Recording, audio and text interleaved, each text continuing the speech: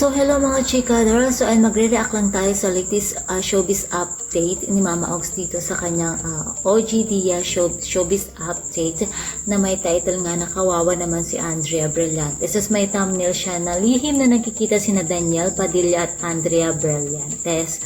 So, ayun. So, na-topic kasi dito na hiwalay na nga daw sina Katniel. Ayun na nga, hindi na mamatay-matay yung issue nito. Patuloy na pinag-uusapan sa social media na hiwalay na daw ang Katniel. So, ayun, tas si Andrea Brillantes nga daw ang dahilan, ganyan. So, lihim daw sila nakikita. So, feeling ko parang kawawa na nga talaga masyado si Andrea Brillantes kasi feeling ko it is a fake news. Ayun. Hindi pa ito confirm. So, wag basta-basta maniniwala. I think ako personally, parang ang hirap paniwalaan kung sakaling ito'y totoo. Ang hirap niyang paniwalaan kasi imposible. Kasi unang-una, mahal na mahal ni Daniel si Katrin. So, madaming mga galit na fans oras na nagkahiwalay ang dalawa at isa na ako doon kasi sobrang fan na fan ako ng Katniel and anong tawag doon, isa ako sa nai-inspire sa kanilang relationship. Ayan. At siguro dahil hindi lang sila nakakasama sa pictures or hindi lang sila madalas na nakikita or nakakasama ni Daniel Padilla kasi nga busy po silang dalawa.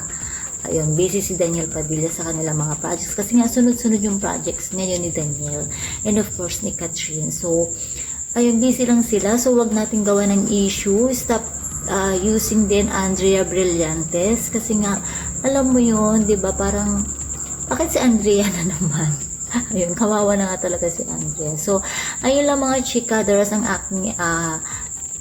aking reaction dito sa latest showbiz update ka ni Mama Ogs na huwag tayong basta-basta maniniwala sa bali-balita na hiwalay ng Katniel. So, siguro maniniwala lang tayo kung sila na mismo ang nagkumpirma dito. Sila na mismo ang nag-announce. Ayun. So, ayun lang mga chikadoras and please don't forget to watch, please don't forget to watch, like, share, and subscribe my channel. Thank you for watching.